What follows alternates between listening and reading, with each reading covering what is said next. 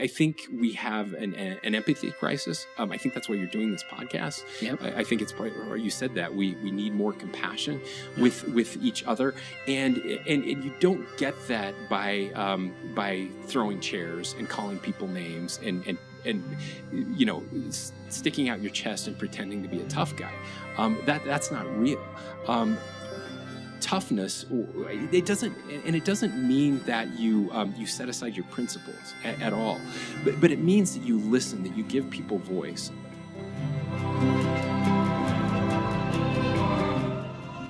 This is Jeff Burningham, and welcome to the Extraordinary Us podcast. Before we get started today with the governor of the state of Utah, Spencer J., which I was hoping was Jeffrey, but it's James. Yeah, James. James Sorry to Cox. Oh, that's my youngest son's last name, James Cox, the 18th governor of Utah. Let me remind you real quick the tenets of the podcast. Number one, there is too much divisiveness in our lives right now. No matter our differences, and we're all different in so many ways, there's a lot more that binds us together. We are fellow travelers, and let's remember that. Because of that, number two, let's have compassion for each other. I bet you our governor could lean in on that. We need to talk about compassion, and instead of comparison or competition, although, competition can be good at times, let's have compassion for each other. And then number three, too often we let mistakes of the past and fear of an unknown future taint our decisions. And we make bad decisions because of that. Let's not do that. This podcast is about talking to people all around the state of Utah and the world that are making a difference and have interesting backgrounds. And like I said today, I'm honored and grateful to have a friend of mine, the governor of Utah, Spencer Cox, with me today. Thanks for coming in. Jeff, it's really good to be with you. It's been way too long. It has. And I'm excited to be in this incredible studio and to just chat with a friend. Yeah, no, it's good to be with you. And you've been a little busy, though. That's why it's been maybe a little long. It's definitely my fault. Let's put it that way. Oh, man, what a busy job. So let me tell you, for those of you who don't know, and everyone does, Spencer's from Fairview, a town of, I've traveled there when I was campaigning for governor. I would guess 1,500 to 2,000 people. How many people? 1,200. 1,200. Close. Pretty close. So the surrounding area, we get up to about 1,500. Okay, cool. So he's from a small town in Utah called Fairview that's just a little bit south of the Wasatch Front. He's got a beautiful wife, Abby, that most of you know, and then 4 children. What's the age range? 22 to 14. Okay. So I'm 20 to 10. So you're just a we're couple close. years ahead of us. By the way, in Fairview, Spencer's done everything, and I think he'd tell you he's done everything. He's even been the janitor, I bet, and cleaned stuff up. But he's also been. I did. When I was a kid, I cleaned toilets at the telephone company. That's right. Yeah. He's farmed. He's been a city councilman, a mayor, a county commissioner, and we all know became a state legislator, and then the lieutenant governor for 7 or 8 years. Yeah. 7.5, yeah. And is now the governor of Utah. How's it been for your family? We were talking about your family a little bit. What's the adjustment? I want to talk about you being the governor, and this is a new role for you, relatively new role, although you saw it so closely being the lieutenant governor. How's your family doing? How are they adjusting? What's it like to be a Cox right now in Utah? Well, you and I talked about this very early on when you decided to run, and we talked about your kids and what it was like. And as lieutenant governor, I don't know that there's a right way to do this. We were very protective of our kids. And we try to make their life as normal as possible. We didn't want them to think that they were important or better than anyone else for any reason. We also wanted to kind of keep them out of the toxic nature of this. And that was fairly easy to do when we were in Fairview, and keeping our kids there. When we left, we lived right next to Grandma and Grandpa. So we had lots of cousins and aunts and uncles, so their life really didn't change that much, other than I was gone a little more when I became lieutenant governor. It's a little harder to do when you're governor. We tried. So we had 2 kids still at home, our 2 youngest, and we promised we would let them finish the school year. So our son, who was a senior, graduated, and he's left on a mission right now, and so it was really our daughter that's had to go through the biggest adjustment, and moving from a small town to the big city. and now kind of being an only child with her 3 brothers out of the home, and and then being the governor's daughter. Yeah. Having a security detail that drives us everywhere, and those types of things that kids just aren't used to, adults aren't used to, right? It's a weird life. So that's been a little bit of a challenge for her, for sure. Yeah, my heart goes out to her. Yeah, but other than that, people have been great, great to our family, great to our kids, and trying to let them have as normal a life as possible. That's cool. Well, when you were the lieutenant governor, you were commuting from Fairview, right? Right. How often would you stay in Salt Lake? Like one every 5 nights, every other night, one every 10 nights? I mean, roughly. I don't know. So during the session, the legislative session, the 45 days, I would stay up 1 or 2 nights a week. Okay, but you were commuting every day. Yeah, and other than that, it was like 1 night a month, maybe 2 nights a month. So I really did commute every day. I would drive about 60,000 miles a year. And is that 2 hours both ways? Is that the best round number? Yeah, hour and a half if there's no traffic. Okay. If you hit rush hour, then that's commitment. Hours. And I remember last time you came over, I can't remember, or one time when you came over to our house, you just drove yourself, right? You were just driving the family Suburban or something like that. But now that's different. So you come today and first of all, there's a person that comes before and checks out the podcast room. You have someone that comes with you. That's all changed. Is that nice and convenient, or how is that on your life, So some people like it a lot. Some people think it's great to have somebody that drives you everywhere. Governors don't drive in the state. I haven't driven since. Well, I'll give. That's not quite true. So I'll tell you something. But I don't like it. I'm a very independent person. I'm kind of a spur of the moment person. I love to drive. It's kind of in my DNA. I have 2 uncles that are truck drivers. It's just what we do. We drive cross country, and so that's been really hard, and it's still really hard. The security guys are incredible. They become like family. Mm-hmm. You're always around each other. But if I want to do anything, I have to text somebody and tell them, hey, in 10 minutes, I'm going to go to the grocery store. Yeah. This is a question I had though when I was running for governor. Do you really have to do that, Spencer? You're supposed to do that. Do you have to do that? You're the boss, quote unquote, I'm putting quotes, of the state, why does someone tell you what you need to do? So here's the thing. How do you feel about it? Yeah. No, I've been very conflicted about that. And I'm going to push you over the edge. Technically, you're right. Technically, you're right in that I could say, you know what, guys, no, I'm doing this.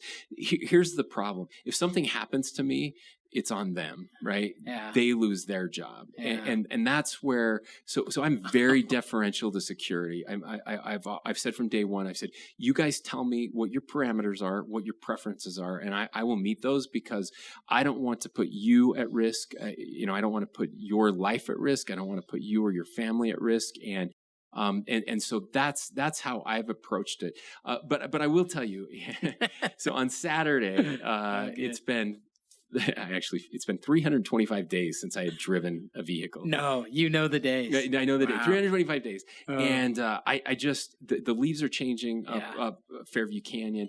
And I just said, so we have a side-by-side with my dad and I said, let's go for a ride. And I put security in the back so I drove up the canyon, then we drove across Skyline Drive to what's called the Horseshoe Mountain, the big horseshoe.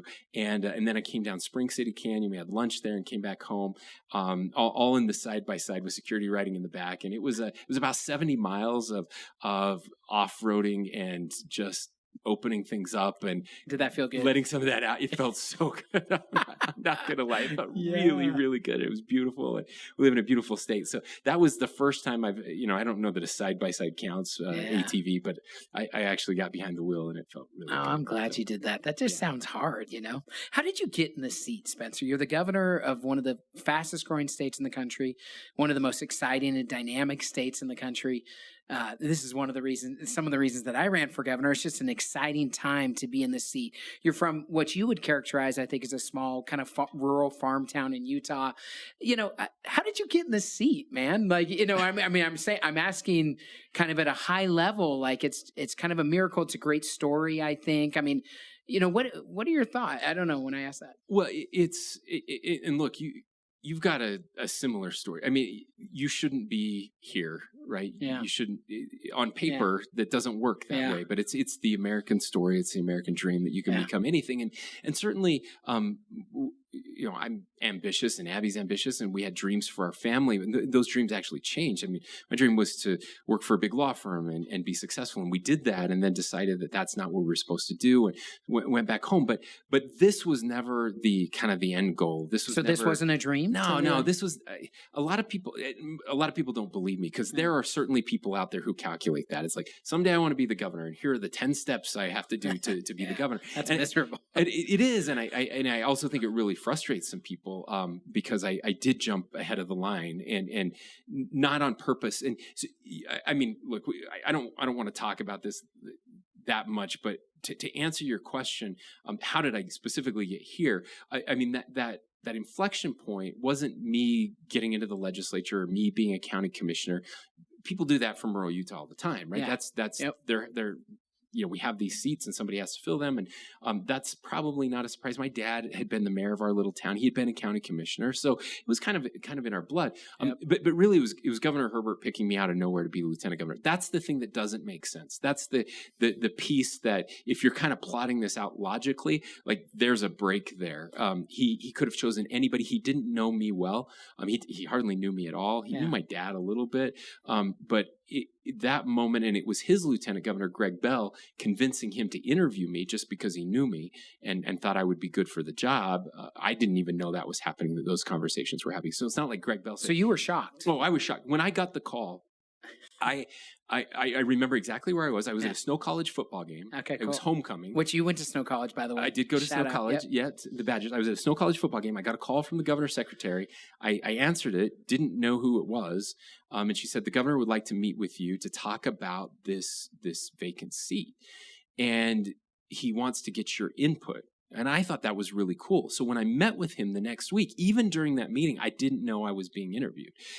We went through, and he asked me a whole bunch of questions about what kind of person he should be looking for. He asked me to give him some names. Then he gave me some names, and I gave him feedback. It wasn't until the very end of the conversation that he said, well, you're one of the names on my list. And, don't call me, I'll call you, and I'll get back to you. And so that was the very first time I had any inclination whatsoever that he was even considering me. We had a follow-up interview with my wife and I, and then a week later he asked me to be lieutenant governor. But none of that made sense. And so you walk in and you say, Governor Herbert, why me? Or, I'm sure there's some conversation. What is he at a high level? What does he say? What did he see? Was it because of the interviews? I don't know. So certainly the interviews helped. What I found out later was that his lieutenant governor, Greg Bell, was telling him, because Greg Bell, I don't know if people remember, but he basically retired. In 2008, the economy crashed, and he had some investments and things that went south, and he needed to actually make a little more money before he retired, and decided that he'd been there long enough, and so he told the governor that I was a mini version of him. He had been a mayor. So Governor Herbert loved local government experience. So he wanted somebody that had been a mayor. I think he was looking for someone who was younger. So Greg Bell was about his age, and I think he wanted an age difference, somebody with a little perspective. I think he liked the idea of having someone from rural Utah, because the governor's from the Wasatch Front, and just kind of that idea of getting a different perspective. So I'd been all of those things that Greg Bell. I'd been in the legislature, although only for 9 months. So kind of checked all the boxes. But even then, so Governor Herbert took me off. So Greg handed him a list of people to interview, and he scratched me off. and then Greg went back to him and said, no, you really just talk to him. So I think the interview went well. And then I guess so. And then the second interview went well. And then the rest, I guess, is history. But to this day, it still doesn't make sense. And I've told him that, and he's like, I know it doesn't make sense. He shouldn't have picked me. There was an article in the I think it was in the Deseret News, where some of the politicos had handicapped. They'd actually given odds to like the top 35 people, and I was not on that list. You weren't in the top 35. Not in the top 35. You weren't in the top 35. So I don't know. It really doesn't make sense, and I shouldn't be here. That's so interesting. That often happens in people's lives, right? There's a decision or a focal point, like you said, kind of a fork in the road that's made, and then it leads you to somewhere that you never really expected. Well, and it almost always involves another person, right? Like, somebody took a chance on you. Yeah. Somebody took a chance on me. Somebody took a chance. As much as we think we're amazing and great and we're self-made men or whatever, like I always check myself and think of the people who gave me a break when I didn't deserve it, right? And Governor Urban's the best example. But there are 50 other examples of people who were nice to me or helped me when I didn't deserve it and somebody else was more qualified. And it helps me try to think, okay, who can I take a chance on? Who deserves a break right now? Absolutely. I love that perspective. Who needs a hand up? Who can we help? I totally agree with that. Is it hard to serve like that when you're a governor? I mean, is it hard to serve kind of one-on-one like that? Or do you get interesting chances all the time to kind of, I'll just say, lift the one, and help an individual? I think if you're intentional about it and you're looking for it, you get more chances. Do you try to be intentional about that? Yeah, we do. And I've got great people around me. I've got an incredible chief of staff who for several years, he decided that he was going to do one just good thing for someone else every day. And he's just made a habit of that. And it's a great life lesson for me. And so when you surround yourself with people like that and you're looking for opportunities but you have to get out of the office. That's the key. Yeah. Like it's so easy to get stuck in your office, just making decisions and having people telling you what to do. You have to go and be places and be around people. And that's what I enjoy the most of the job. How was it growing up in Fairview? I think it was kind of how was it growing up in Fairview? Tell us a little bit about your upbringing, or for those that don't know, and how did that form the man that you are today and the leader that you are today? So growing up in Fairview, Abby will tell you that the best part of living in Fairview is that everyone knows you and you know everyone. Yeah. The worst part of growing up in Fairview is that everyone knows you and you know everyone. Like there are no secrets. There were probably a lot of people in Fairview scratching their heads saying, "How is that Spencer Cox kid our governor?" Oh, yeah. Because they know you growing up, and from your shenanigans or whatever. There's no question. So my parents got divorced when I was 10. And we come from really poor families. Of course, my grandpa said that when the Great Depression ended, they forgot to tell Sanpete, and everybody. That's just how it was. Sanpete County. Yeah. We were just all poor. But it was. So that was really hard, coming from a family that was broken. I've heard you talk about that a couple of times. Was that formative to you? It was formative, and it led me. I was headed down a pretty dark path, certainly. After the divorce, yeah, kind of not the best friends, not the best direction. Certainly some mental health issues at that time, and there were people in my path that in my church, teachers, neighbors who kind of stepped in, and then some good friends that stepped in, and then a stepmom who really came to my aid and rescue, and all of those people saw things in me that I didn't see in myself, and help to extract that potential and lift me up and give me some opportunities that again I probably didn't deserve. So it was really great. I don't know. Maybe if I'd grown up somewhere else, I would have had that. I mean, there are good people everywhere. Yeah. But certainly there was that. The work aspect I think was really important too. Growing up on a farm, having to get up very early, working long days, physical manual labor. There was something about that. Two things. One, taught me, the importance and value of work and all those things that we kind of are part of Americana. Yeah. It also taught me that I didn't want to do that the rest of my life. Yeah. That I wanted. There was maybe something else for me, and that I could do school and were able to go to law school and so all of those things were formative. And I remember somebody telling me we are who we are in large part because of where we're from.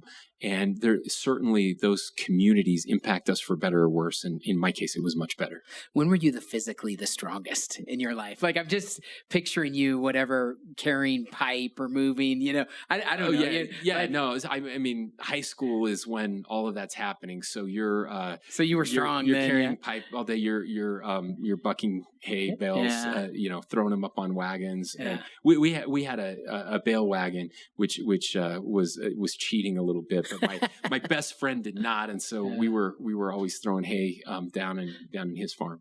And what did you like to do growing up? I know that you play the bass or are in a rock band. You can tell us more about that if you want or not. I know you love sports now, an avid follower of football all around and the Jazz, of course. But what did you like to do growing up? Yeah, so growing up, it was sports and hunting. Those were the two things. I enjoyed music. I played several instruments, but my passions were around sports. Cool. Unfortunately, I was not that athletic. What's your favorite sport? Tennis? Basketball. Okay, so basketball. yeah, I was diehard basketball, loved basketball. We're late bloomers, and I was really small and made up for it by being really slow. And it was a bad combination. I'm one of the only guys to ever get cut from the basketball team twice because once was not enough. I thought surely the next you're time, a glutton for punishment. Michael Jordan got cut. Like I can do this, right? Come back and get cut again. So no, it was also helpful and informative. So I did play tennis in high school, which I loved. I love football, love baseball. I was a baseball player. That was probably so basketball was a sport I loved the most. Baseball was a sport I was the best at. And my freshman year during tryouts, I broke my hand, and the season is really short in central Utah in the mountains, right? Yep. It's a spring sport. You get basically 2 months. The coach told me, he's like, hey, I'm going to put you on the team. You'll be fine. You'll get your cast off. We'll rehab you. We'll get you back. I got my cast off and my thumb healed crooked. So they had to re-break it and reset it and recast it. So I'd missed the whole season. At that point, I'm like, I'm out. And so that was it. But so we would, we were the crazy guys. We'd go to BYU games and, it was full body paint and screaming and making a fool of yourself. And just enjoying life. Do you still do that? Do you still go to BYU games? So it's been a good year, Spencer. It's been a really good year. Fun. We had season tickets during the Croton era. Yeah. But here's what happened. So my wife, when we got married, she said, I'm going to Utah State. And I said, well, I'm going to BYU. And she said, then you're gonna have to marry someone else. And so I'm an Aggie, and I love my Aggies. And it's been a little harder to be a football fan as an Aggie. We've had some rough years. We've had some good years, but some rough years, and great start to this year. So it's always it was always conflicting when this game comes up, BYU versus Utah State, but I'm true to my Aggies. Well, I appreciate all these stories about you growing up. I'm actually although we hung out quite a bit on the campaign trail and we're in debates together and blah, blah, blah, this is helping me get a little more fuller picture of you. And I want to ask one last thing about growing up. You've always had a focus, and I think it's even on your website or somewhere where I read, you're interested in suicide prevention and bullying. Which I think are interesting and important issues in our day, no doubt about it. But they're interesting, I think, to call out. Does this come from your background? Did your experience inform this? I'm talking about, some of these heartbreaks in athletics, maybe growing up. Obviously, the family separation, which I'm sure was difficult. Does that inform your focus? It does. And it's one of those things that, again, partially because of where I grew up, I think it's been part of our culture a little bit that you didn't talk about that kind of stuff, and try to pretend like it didn't exist. And you pull yourself up by your bootstraps, you buck up, and you overcome those things, which I was certainly able to do. And it wasn't until I was lieutenant governor, I was at a meeting. And it was a suicide prevention meeting. I'd been asked, you get asked to do all these things. I'm like, all right, I'll do this one. And it was up in Tremont, right, Box Elder County, and it's a late night, and I'm tired, and I get up there and like just checking another box, and my staff had helped me with some talking points, and I'm sitting there in this meeting, and I'm listening to these people, and I mean, these are parents of kids who had died by suicide, or kids whose parents had died by suicide. And I'm just listening to these heart-wrenching stories. And now it's my turn to speak. I'm like, what do I have to say? Yeah. And at that time, I just knew I had to tell my story. It was the first time I'd really verbalized it. But when I was a kid, it was shortly after my parents were divorced, and I went to middle school for the first time. And I remember it was the first week of school, and you're scared. It's a new place. And in our school, so there were 5 different towns that all went to the same middle school and high school. So you knew, maybe 20% of the kids, but the rest of the kids you didn't know at all. And you're in this new place. And the very first week of school, some kids from one of the other towns, they grabbed me in the hall and shoved me in a garbage can right as people were walking by, And it was, what grade is this? This is, let's see, 6th grade. Okay. So 6th grade, first year of middle school. And that combined with what I was going through, so the bullying aspect, and then my parents getting divorced, and just really struggling with the self-esteem piece. I just started thinking maybe the world would be a better place if I wasn't in it, and that suicide ideation piece went on for quite a while. It took me a long time to overcome that. Never talked to anybody about it. My parents, my dad, my stepmom especially, they could tell that something was wrong and off, and they were trying to help. And again, I had friends and others who really stepped in and helped me through that time. My scouting troop was helpful. That was a big deal for me, a place where I felt some belonging and was able to meet people and have some success, a mentor who really helped me out, and then doing a little better in school and some of those things. But it was one of those things, Jeff, where there was a period of time where I purposely got bad grades, because I was a nerd and people made fun of me for that. So I would miss questions on the test on purpose. Because you didn't want to get good grades. Because I didn't want to get good grades, because I thought maybe that would make me cooler or fit in better if I didn't get good grades.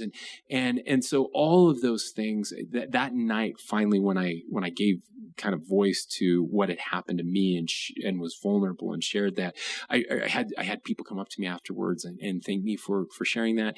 And it became kind of my passion, my mission, to talk to kids. And as I would go around to these school groups, so you get asked to do a lot as lieutenant governor or governor, and I'm going to talk about history or whatever it is, congratulating their sports team for winning the state championship, and I would start by talking about suicide. And it's like, wait a minute, this is not what we asked you to come and talk about.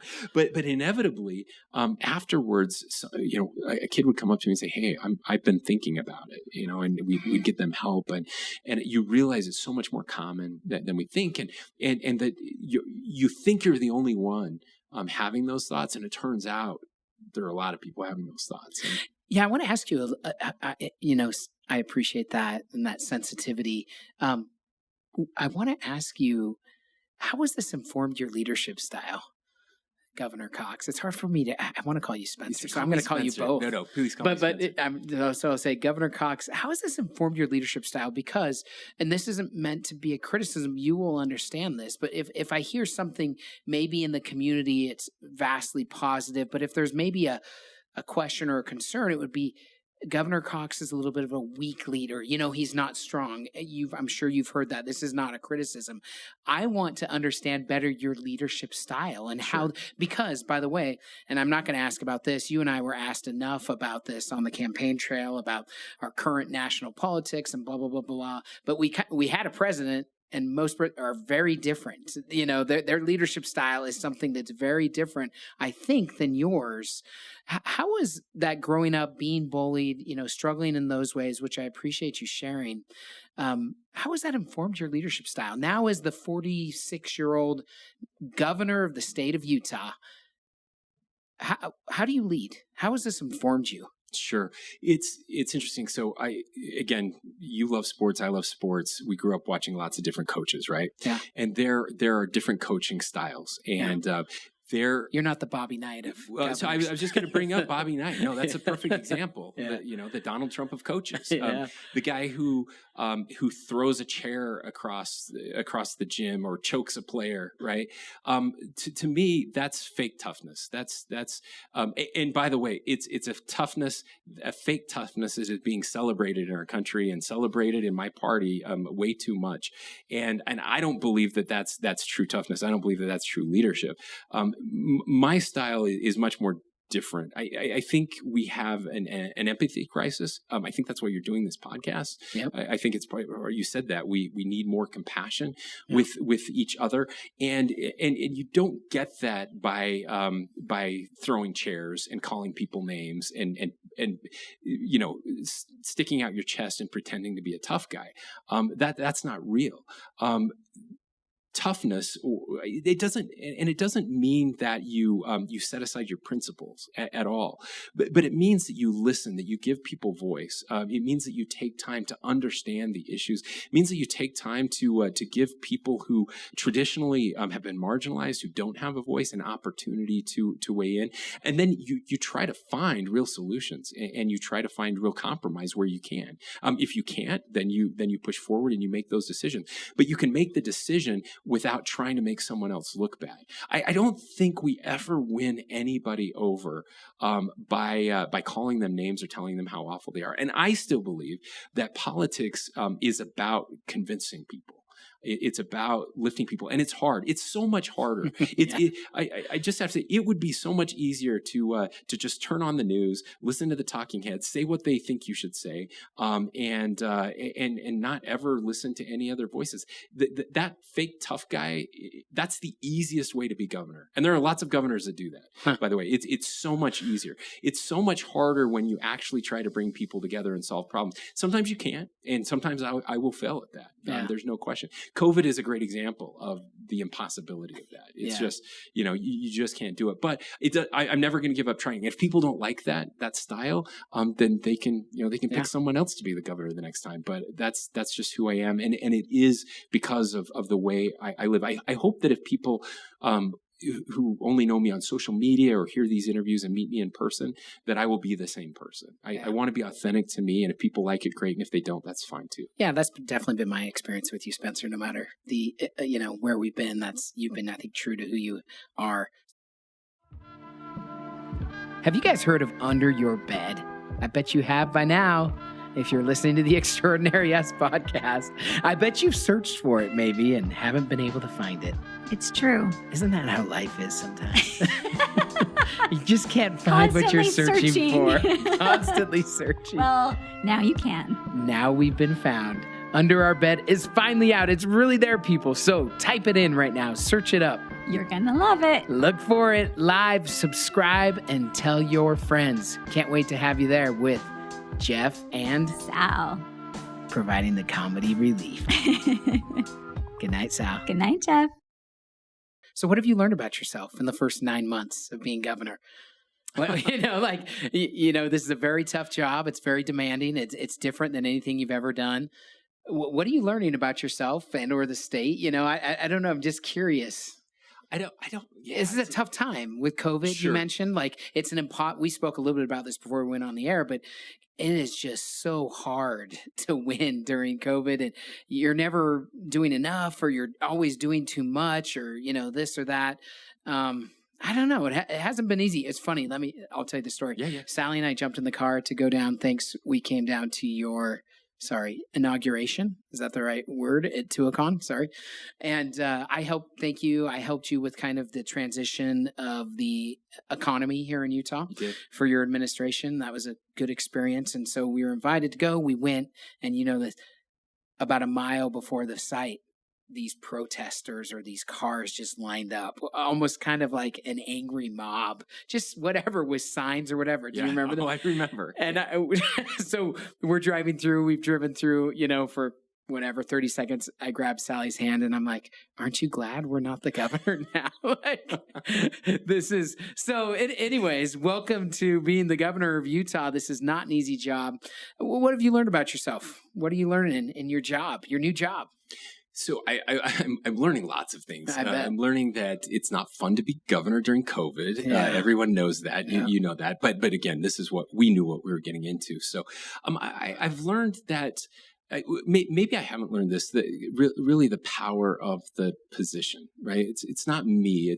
There's kind of this, I don't know what the right word is, this mantle. Reverence. Mm-hmm. That you have the ability to influence. I've spent years trying to convince myself and our family that we're not a big deal.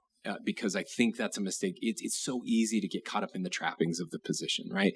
And so, but in doing so, you have to remember that being the governor is a big deal, and you have the ability to impact people's lives very unintentionally, right? Yeah. So I have this problem of, and it's from growing up in rural Utah, where I don't have much of a filter between my brain and my mouth, right? You kind of what comes in comes out, and that thing of being authentic. But you can say things, and even though I've been doing this for a long, long time, you'll say things in a moment. A great example of this is when I said the word extreme maskers, right? That took off and became a meme when I had never really defined that. And what I was really referring to were these people who wear masks by themselves in their car, or on the top of a mountain by themselves. That's what I was referring to. But everyone who ever wears a mask think I'm talking about them. And so how just one thing you say can take on a whole, and you just think I'm the same person I was when I was on the farm in Fairview. Just because I have this new title, it doesn't change me. No one cared what I thought then, but now every word gets parsed, and that's certainly something that, even though I knew it in the moment, it's I've probably said 10 things on this podcast already that are going to get me in trouble. You just never know. So I've learned that. I've learned that I really do care what people think. I've got thick skin. You have to have thick skin. You had to have thick skin running. You saw that. The attacks come.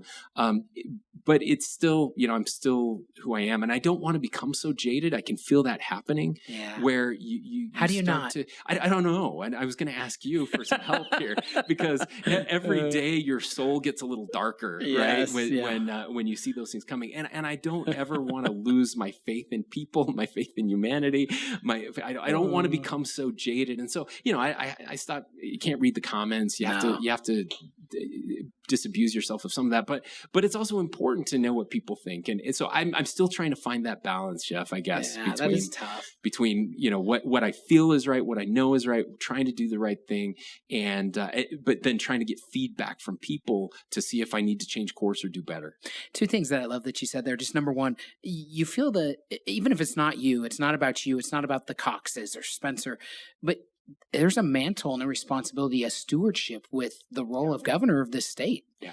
There are millions of people that, so I love that. I totally agree. So even if maybe you're not special, the position is special, right? And by the way, I think you're special, but, thanks, but I think you're special.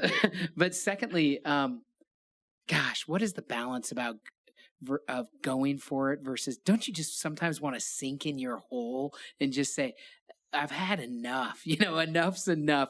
It is somehow you got to have that fighting spirit to get up and to keep going.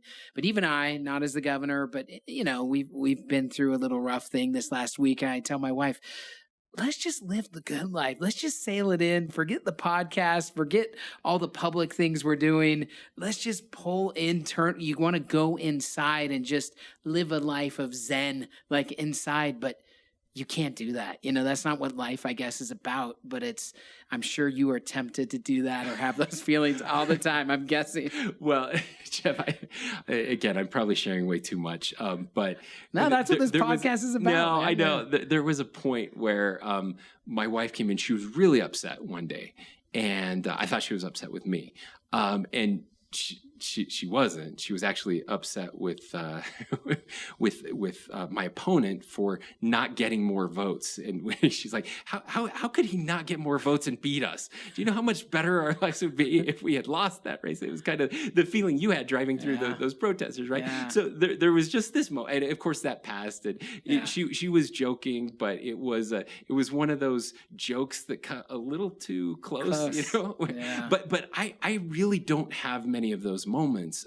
I get up every day, and I realize I'm the luckiest person in the world, right? Like who gets to do what I get to do and meet the people I get to meet. I mean, I'm here with you. That wouldn't have happened if I hadn't run for office. Last week we were back in New York and back in Washington D.C. and talking with very important people whose decisions impact people in Utah, and and making the case for why Utah is a special place and a different place. And I get to wear that piece and that mantle to represent Utah to the rest of the world, and to try not to screw it up, but to do it in a way that would make Utahns proud.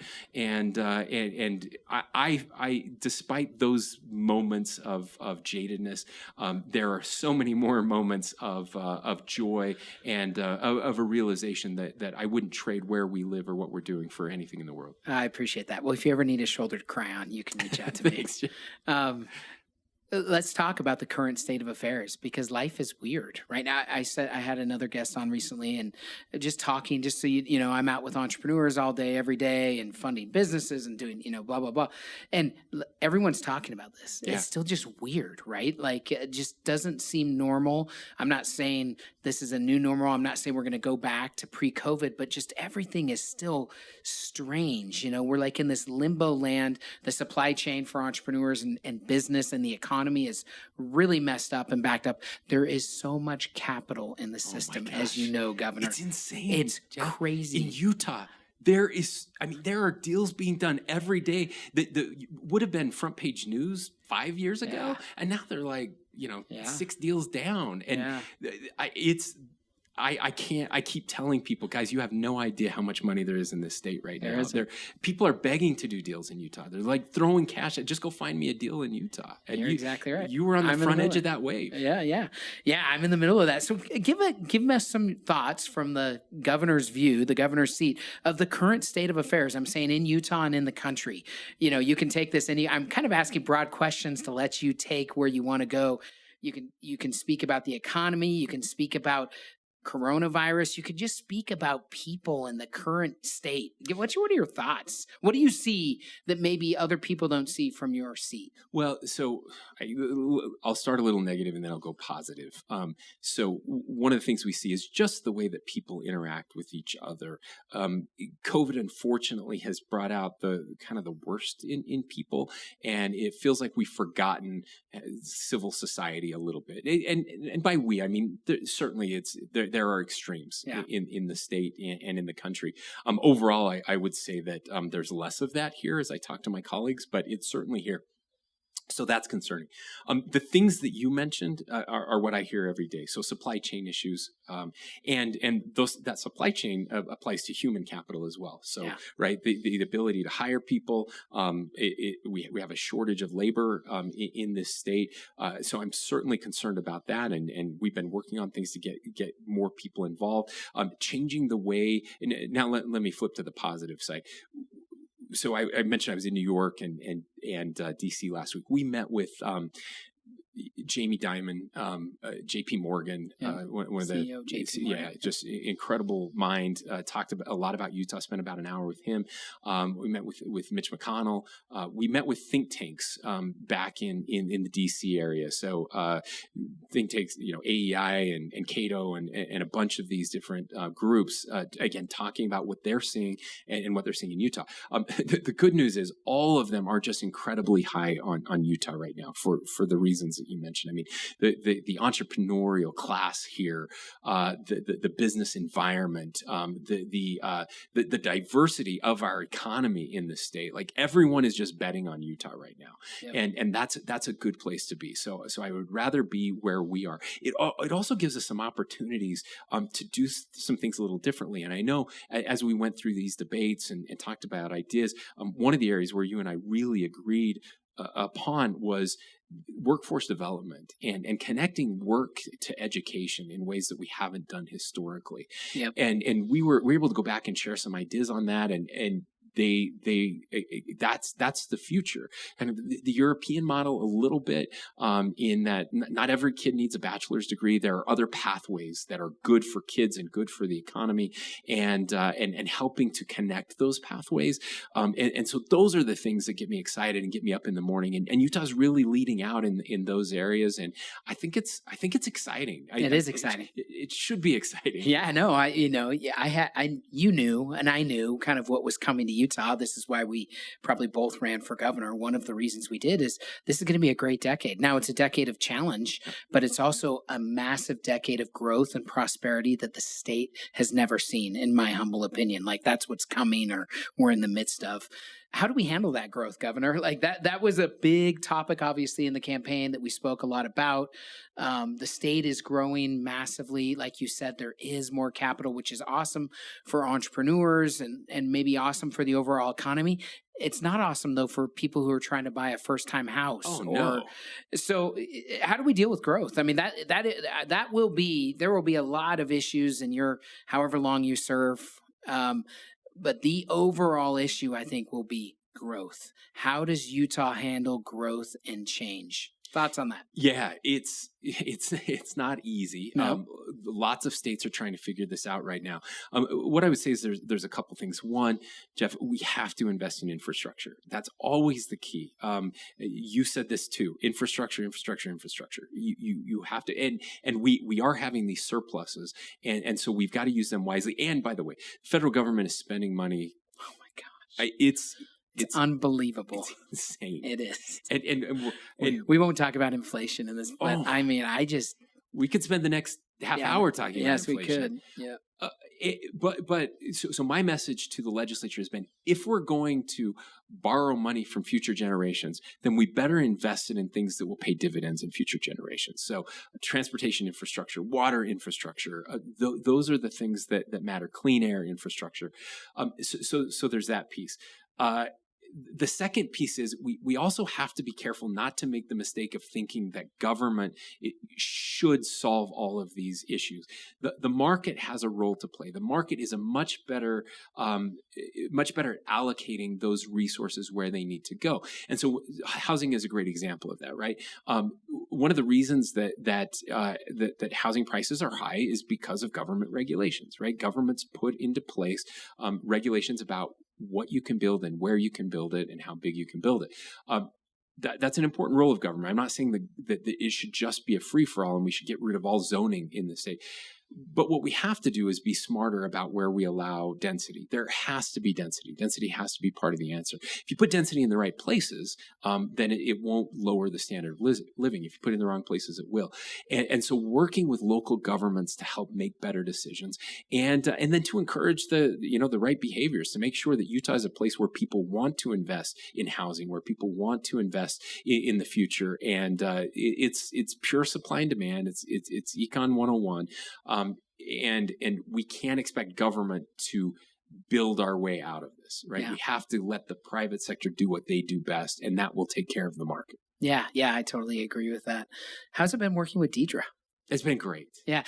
The way that I see it, and I haven't been since going out of the governor's race, when you run for like a statewide election or a big race, like at least me, Spencer, and you've probably never lost, but I lost. And I like, go ahead. No. I had to cleanse myself, cleanse my palate, just kind of. I ran for student body president and lost. Hey, I won student body president. There you go. There's one thing I have up on you. That's it.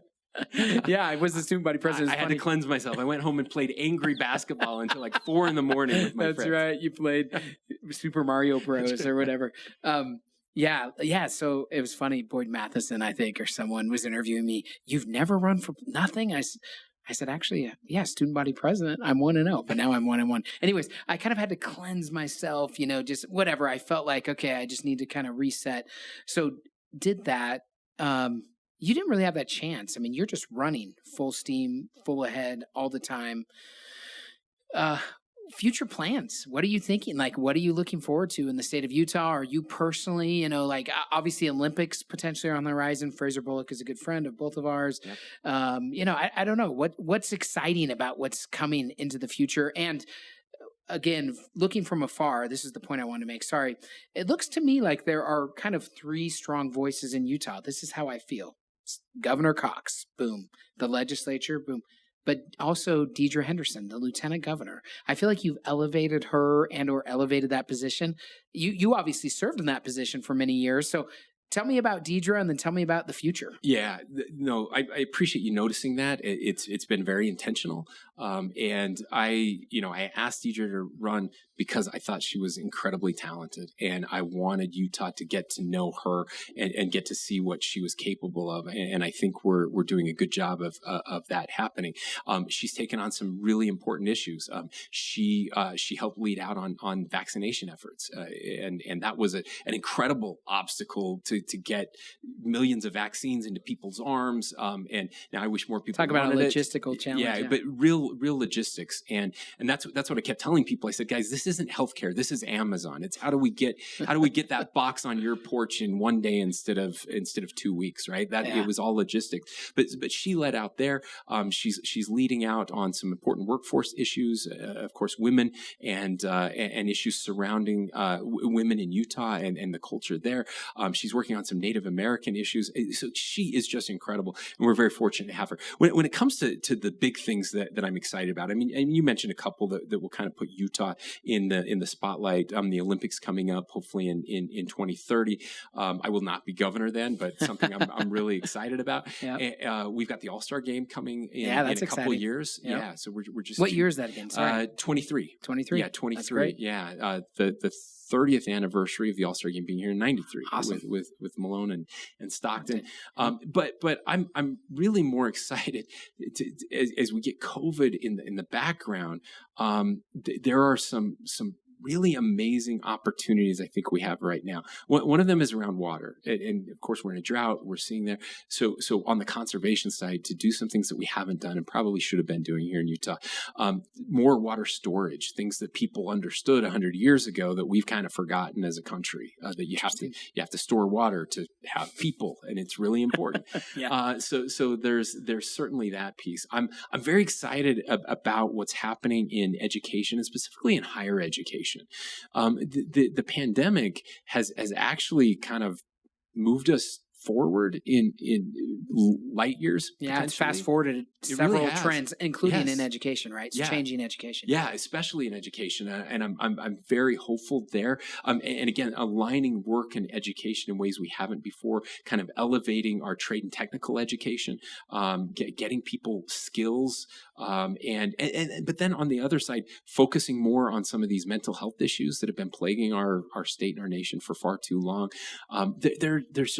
There are so many good people doing great things out there. We just need to unleash them and let them do their job and get out of the way. COVID's kind of holding everything back right now, but I can feel it. We're ready to go. We get over this next wave as cases are heading down, and then it's just full steam ahead. Yeah, I agree. I mean, something that I tell entrepreneurs all the time, I try to tell myself, and far be it from me to give you counsel, but please do. Hey, disruption, there's always opportunity in disruption, right? And so although it's very uncomfortable, COVID's been uncomfortable, a lot of what we've gone through here has been uncomfortable.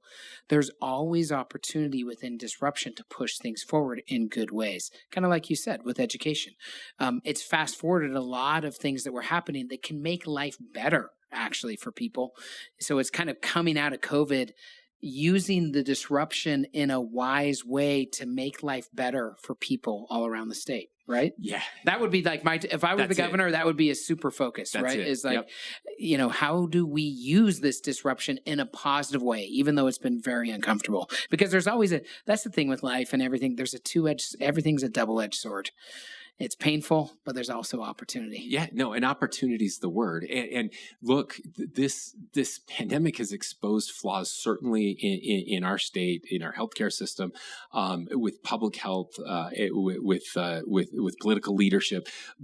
But it's also exposed some flaws in other states and in other parts of the country and other parts of the world. So like the supply chain piece, right? Yeah. Huge opportunity for our state. One I'm so excited about. And automation, another innovation, is going to allow us to reshore so much of those manufacturing processes, things we couldn't do because of the cost of labor, but that we can do now. And a lot of people saw too automation as a terrible thing, that it was going to displace workers.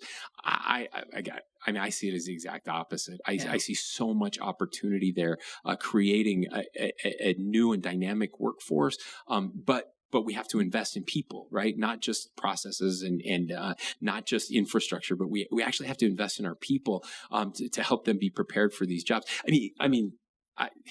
Most people have no idea what's happening in our state right now. I mean, you talked about all these deals being done right now in northern Utah, near Hill Air Force Base. Yeah. Northrop Grumman is building the next Minuteman missile, right? The nuclear arsenal for our country, and it's like 5,000 jobs plus another 4,000 on the base, billions of dollars coming in.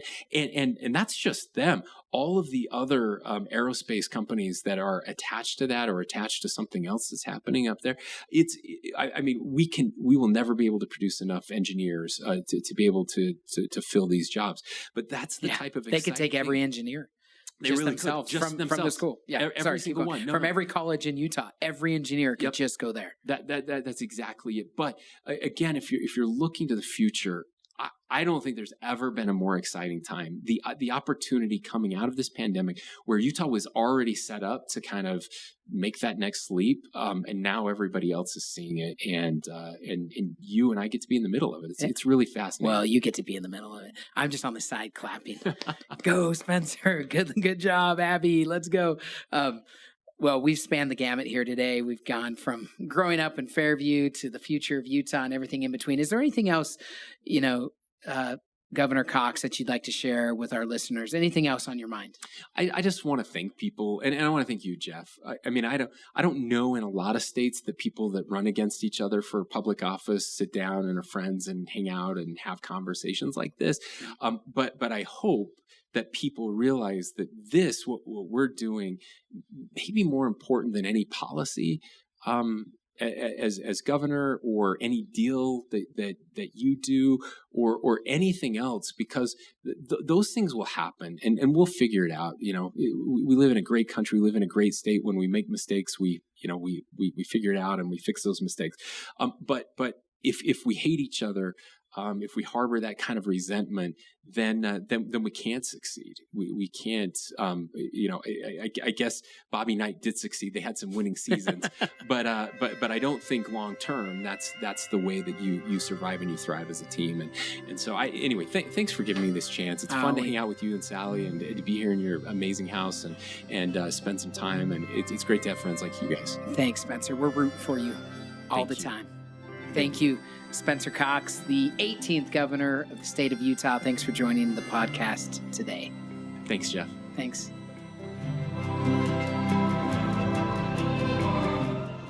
That was a fun conversation with Spencer, with the governor. That is a hard job, no matter what state you're in. Being the governor of a state, especially during COVID, is so hard. I competed with Spencer. We sat shoulder to shoulder on many stages in debates and roundtables, etc. And we had our moments of friendship and hugs and understanding, and we disagreed about things. But that's how life is. That's how politics is.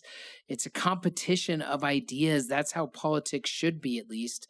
Let's tune in and pay attention to politics a little bit more so that we can have the best outcomes. I obviously thought I've taken some heat after I went out of the race. I supported Spencer because I had lost. He beat me, and I was interested in Republicans continuing to lead our state in Utah. And I could either pout and complain and be upset that I lost, or I could get on board and try to exert the influence I have to help Spencer as much as I could. Like I said, I ran the transition for him in the economy, and the economy in Utah is something I know intimately and am passionate about. So I was happy to lean in and try to help. Obviously, I was disappointed to lose, and obviously I would not have run if I didn't think I would be the best governor, but the people chose differently. When you lose, you get back up, you support who's there, and you move on. I really appreciated this conversation. It is a sacrifice. If Sally were sitting here, she would tell you it is a sacrifice to run for office and or to be in office. My heart goes out to Spencer and Abby and their children. That is not easy. I think it deserves our respect and support, even if we don't agree on everything, because you will never agree with any politician right down the line with any other person. But that doesn't mean that we shouldn't respect and support. I liked how Spencer today talked about it. It was a good way to frame it, I thought. I don't think he thinks of himself, so to speak, as anything special. And those are the kind of leaders I think we want to elect. But what is special is that office, that mantle, that responsibility or stewardship to lead a state that we all reside in and love. I thought it was interesting, too. I hope you gleaned some insight about his leadership style. The way that he grew up, and the way that he is leading. I thought that was really interesting. And lastly, growth. Growth is the issue facing our state. My best to Spencer, tried to give him my advice about disruption. Whenever there is disruption in your personal life, in the world, there's always opportunity.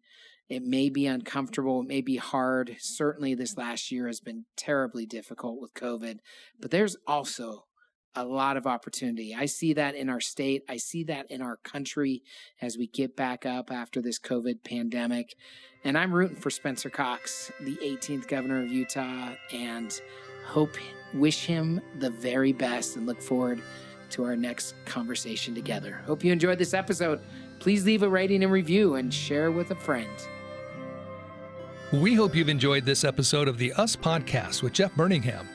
Please help us grow by leaving a rating and review and subscribing at your favorite podcast platform.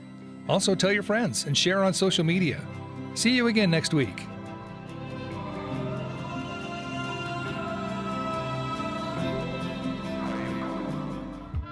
What's up, guys? Thank you so much for your support and love for the Extraordinary Us podcast. We just got news that we are in the top 2% of podcasts in all the world. So please keep loving and listening and share with a friend. But also, there's another podcast that Sally and I are doing together. There is. It's called Under Our Bed, and you've heard about it. You've heard the promos. You've heard it, and guess what? It's actually out now. You can actually find it. You can really listen to it now. It wasn't like a fake tease and then it pulled away. It's really there. It's a real podcast. It is a real podcast. Sorry, guys. It took us a little bit longer to get it published. We're not great at this, but Under Our Bed is here. You're going to love it.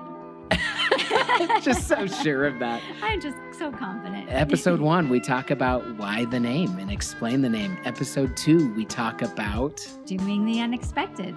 The joy of doing the unexpected. In upcoming episodes, you'll hear more exciting topics. So tune in and subscribe now. Good night, Sal. Good night.